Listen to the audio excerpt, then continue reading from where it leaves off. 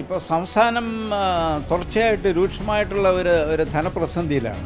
ജീവനക്കാരുടെ ശമ്പളം വെട്ടിക്കുറയ്ക്കുന്ന ഒരു സ്ഥിതിയിലേക്ക് പോകാനായിട്ടുള്ള സാധ്യത ഉണ്ടെന്നാണ് ഞാൻ കാണുന്നത്. ഇപ്പോൾ സംസ്ഥാനത്തിൻ്റെ മൊത്തം വരുമാനം എടുത്തു കഴിഞ്ഞാൽ അതിൻ്റെ 55% കടം വാങ്ങിക്കുന്നതാണ്.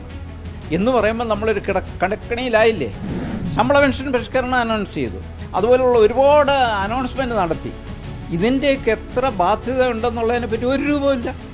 കഴിഞ്ഞ 25 വർഷക്കാലത്തെ ചരിത്രം എടുത്തു കഴിഞ്ഞാൽ ഏറ്റവും വലിയ ധനകാര്യ തകർച്ചയും കടക്കെണിയിലും ആയ ഒരു വർഷമാണ് ഈ 25-26.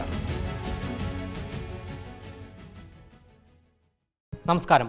സാമ്പത്തിക പ്രതിസന്ധി രൂക്ഷമായതോടെ ഹിമാചൽ പ്രദേശിലെ IAS IPS ഉദ്യോഗസ്ഥർ ഉൾപ്പെടെ ഉള്ളവരുടെ ശമ്പളം 20% മുതൽ 30% വരെ വെട്ടി ചുരുക്കുന്നു എന്നുള്ള റിപ്പോർട്ടുകളാണ് ഇപ്പോൾ പുറത്ത് വരുന്നത്.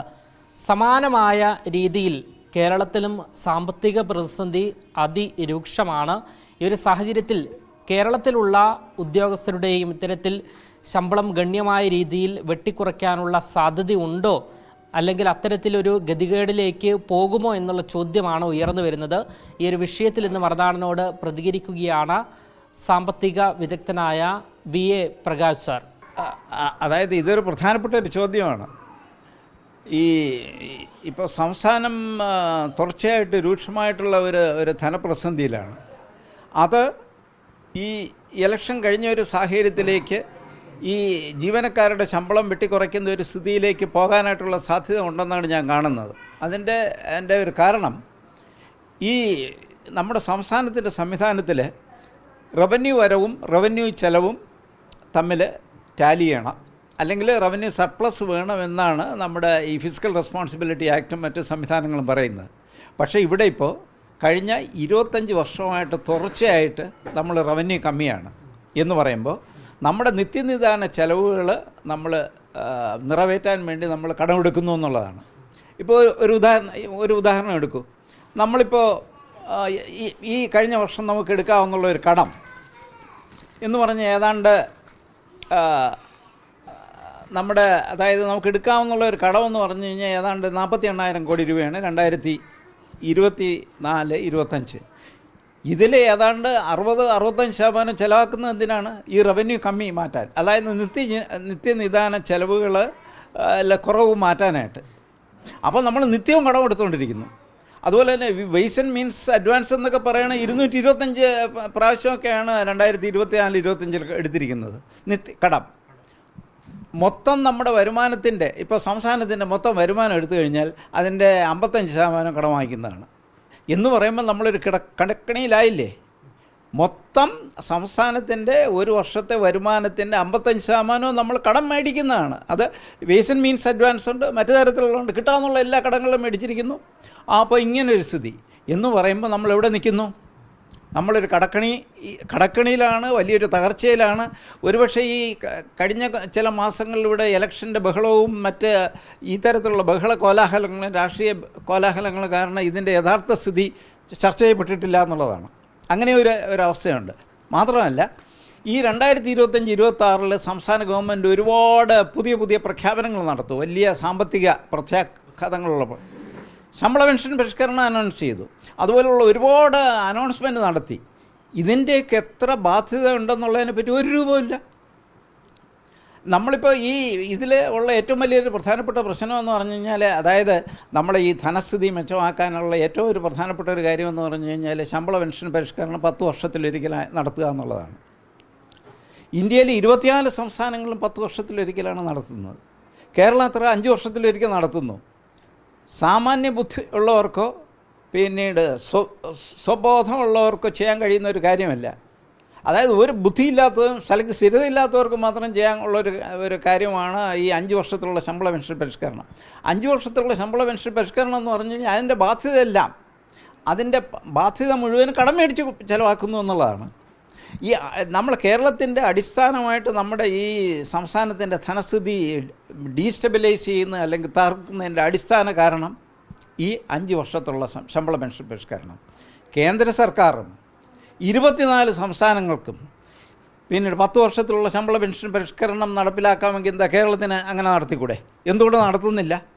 അപ്പോൾ ഈ സംസ്ഥാനത്തിൻ്റെ ധനസ്ഥിതി പിന്നീട് പാടെ തകർത്ത് ചില സമ്മർദ്ദ ഗ്രൂപ്പുകൾക്കും ചില കൂട്ടർക്കും ഒരുപാട് നേട്ടങ്ങൾ ഉണ്ടാക്കി കൊടുക്കുക എന്നുള്ള ഒറ്റ അജണ്ട മാത്രമേ ഇതുള്ളൂ. അതാണ് ഇപ്പോൾ സംസ്ഥാനത്തിൻ്റെ ധനസ്ഥിതി ഇത്രയും പാടെ തകർന്നിരിക്കുന്നത്. അപ്പോൾ ഈ കണക്കുകളെല്ലാം കാണിക്കുന്നത്, അതായത് ഇപ്പോൾ ഒരു ശമ്പള പെൻഷൻ പരിഷ്കരണം നടത്തി അതിൻ്റെ വലിയ ബാധ്യത നടത്താൻ പോകുന്നു, അത് പ്രഖ്യാപിച്ചു. ശമ്പള കമ്മീഷനെ വീണ്ടും പ്രഖ്യാപിച്ചിരിക്കുന്നു. കഴിഞ്ഞ ശമ്പള കമ്മീഷൻ്റെ പിന്നീട് അതിൻ്റെ ധനബാധ്യതയിൽ നിന്ന് ഇതുവരെ നമ്മൾ കരകയറിയിട്ടില്ല. പിന്നെ ഈ 25-26 വർഷം എത്രത്തോളം ഒരുപാട് മേഖലകളിൽ ധനധൂർത്ത് നടത്തി ഒരുപാട് തരത്തിലുള്ള ചെലവ് ഉണ്ട്. ആ ചെലവിൻ്റെ കണക്കെത്രയാണെന്നുള്ളതിൻ്റെ ഒരു കണക്ക് വെളിയിലില്ല. അപ്പോൾ ചുരുക്കത്തിലെന്ന് പറഞ്ഞു കഴിഞ്ഞാൽ എനിക്ക് തോന്നുന്നു ഈ നൂറ്റാണ്ടിൽ, അതായത് 2001 ശേഷമുള്ള കഴിഞ്ഞ 25 വർഷക്കാലത്തെ ചരിത്രം എടുത്തു കഴിഞ്ഞാൽ ഏറ്റവും വലിയ ധനകാര്യ തകർച്ചയും കടക്കെണിയിലും ആയ ഒരു വർഷമാണ് ഈ 25-26. അതിൽ നിന്ന് നമുക്ക് കരകയറാൻ കഴിയില്ല. ഒരുപക്ഷെ ഒരു പുതിയ ഗവൺമെൻറ് വന്നു കഴിഞ്ഞാൽ ശമ്പള പെൻഷൻ പരിഷ്കരണം ഉൾപ്പെടെ അത് തന്നെ കട്ട് ചെയ്യേണ്ട നടപടികളിലേക്ക് ചിലപ്പോൾ പോകേണ്ടി വരും. അല്ലാതെ സംസ്ഥാനത്തിൻ്റെ പ്രവർത്തനങ്ങൾ സാധാരണഗതിയിൽ നടത്തിക്കൊണ്ടു പോകാൻ കഴിയാത്ത വളരെ ഭീകരമായ ഒരവസ്ഥയാണ് ഇപ്പോൾ സംസ്ഥാനങ്ങളിൽ നിലനിൽക്കുന്നത്. ഇതായിരിക്കട്ടെ ഈ സംസ്ഥാനത്തെ മീഡിയകളൊക്കെ ചർച്ച ചെയ്യേണ്ട അടിസ്ഥാന പ്രശ്നം ഇതാണ്. കേരളത്തിൻ്റെ അടിസ്ഥാന ഇന്നത്തെ പ്രശ്നം ഇതാണ്. പക്ഷേ ഈ ഇഷ്യൂ ഇതൊരു വലിയൊരു ഒരു പ്രശ്നമായിട്ട് തന്നെ തുടരാനാണ് സാധ്യതയെന്നാണ് ഞാൻ കരുതുന്നത്. അതായത് സാർ പറഞ്ഞു വയ്ക്കുന്നത്, ഇനി പുതിയതായി വരുന്ന ഒരു ഗവൺമെൻറ്റിന് ഈ ഹിമാചൽ പ്രദേശിൽ സംഭവിച്ചതുപോലെ IAS IPS ഉദ്യോഗസ്ഥരുടെ ശമ്പളം വെട്ടിക്കുറയ്ക്കേണ്ട സാഹചര്യത്തിലേക്ക് എത്തിച്ചേരുമെന്നാണോ കേരളത്തിൽ? അതായത് സാധാരണഗതിയിൽ അതിലേക്ക്, അതായത് ഇന്നത്തെ നിലയ്ക്കാണ് സംസ്ഥാനം പോവുകയാണെങ്കിൽ ആ നിലയ്ക്ക് വേണ്ടി വരും. അല്ലെങ്കിൽ വലിയ ഈ നമ്മുടെ ഈ റവന്യൂ ചെലവിൽ വലിയ വെട്ടിക്കുറവ് ഒരുപാട് മേഖലകളിൽ വരുത്തേണ്ടി വരും. അല്ലെങ്കിൽ ഒരുപാട് സ്ഥാപനങ്ങൾ നമ്മൾ വേണ്ടാന്ന് വയ്ക്കും. അനാവശ്യമായിട്ടുള്ള പൊതുമേഖലാ സ്ഥാപനങ്ങൾ അതുപോലുള്ള ഒരുപാട് സ്ഥാപനങ്ങൾ നമ്മൾ വേണ്ടാന്ന് വയ്ക്കേണ്ടി വരും. നമ്മൾ വലിയ ഒരു സ്ട്രക്ചറൽ റിഫോംസ് സംസ്ഥാനത്ത് നടപ്പിലാക്കേണ്ടി വരും. ഒരുപാട് മേഖലയിലുള്ള ചിലവുകൾ വെട്ടിക്കുറയ്ക്കേണ്ടി വരും. ഒരുപാട് മേഖലയിലുള്ള പിന്നെ ഈ വരുമാനം വർദ്ധിപ്പിക്കേണ്ടി വരും. ഇത് ഇപ്പോൾ നോക്കൂ, നിങ്ങൾ ഒരു ഉദാഹരണം എടുക്കൂ. നമുക്കൊരു പിന്നീട് ഒരു സാൻസ്ക്രിറ്റ് യൂണിവേഴ്സിറ്റി ഉണ്ട് കാലടിയിൽ.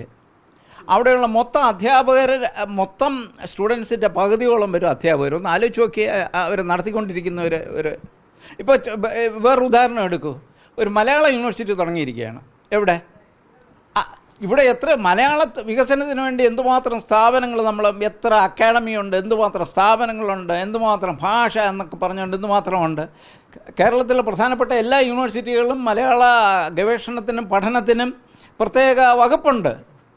അതുപോരാ, നമുക്ക് മലയാള വികസനം എന്നും പറഞ്ഞുകൊണ്ട് ഒരു മലയാള യൂണിവേഴ്സിറ്റി തുടങ്ങിയിരിക്കുന്നു. അപ്പോൾ ചുരുക്കത്തിൽ ഈ നമ്മുടെ ഈ പണമൊക്കെ എങ്ങനെയെങ്കിലും നശിപ്പിക്കാമെന്നുള്ള ഒറ്റ, ഞാനിതിനെ നേരത്തെ മുതൽ പറഞ്ഞുകൊണ്ടിരിക്കുന്ന ഒരു ധനധൂർത്ത് രാഷ്ട്രീയമാണ്. അതായത് ഒരുപാട് മേഖലയിൽ ധനധൂർത്ത്. ഇപ്പോൾ ഈ മറ്റ് സംസ്ഥാനങ്ങളിൽ 4-5 PSC അംഗങ്ങളുണ്ടെങ്കിൽ ഇവിടെ 20 പേരുണ്ട്. ഒരുത്തിന് കൊടുക്കുന്ന ശമ്പളം എത്രയാണെന്ന് അറിയാം? ഏതാണ്ട് 4 ലക്ഷം രൂപ ശമ്പളം. പിന്നെ 6 വർഷം അവിടെ ജോലി ചെയ്ത് കഴിഞ്ഞാൽ അവന് ലൈഫ് ലോങ് പെൻഷൻ കൊടുക്കുന്നു. ഒരുപാട് മേഖലയിൽ ഈ തരത്തിലുള്ള ധനധൂർത്ത്. നമ്മുടെ പിന്നീട് മന്ത്രിമാരൊക്കെ ആണെങ്കിൽ 20-25 എണ്ണത്തിന് ആളുകളെ നിയമിച്ചിരിക്കുകയാണ്. 2.5 വർഷം കഴിഞ്ഞ് അവർക്ക് ലൈഫ് ലോങ് പെൻഷൻ. ഇവിടെ നമ്മുടെ മന്ത്രിമാരൊക്കെ ഏതാണ്ട് ഇപ്പോൾ കേൾക്കുന്ന അനുസരിച്ചാണെങ്കിൽ 5 കോടി രൂപ വരെ മെഡിക്കൽ റീഇംബേഴ്സ്മെൻറ്റ് മേടിച്ചിരിക്കും. ഒന്ന് ആലോചിച്ച് നോക്കൂ. മെഡിക്കൽ കോളേജിൽ നിങ്ങളൊരു ട്രീറ്റ്മെൻറ്റ് പോയി കഴിഞ്ഞ് കഴിഞ്ഞാൽ അവിടെ മരുന്ന് പോലും കൊടുക്കാൻ നിവൃത്തിയില്ലാത്ത അവസ്ഥ സാധാരണ ജനത്തിന്.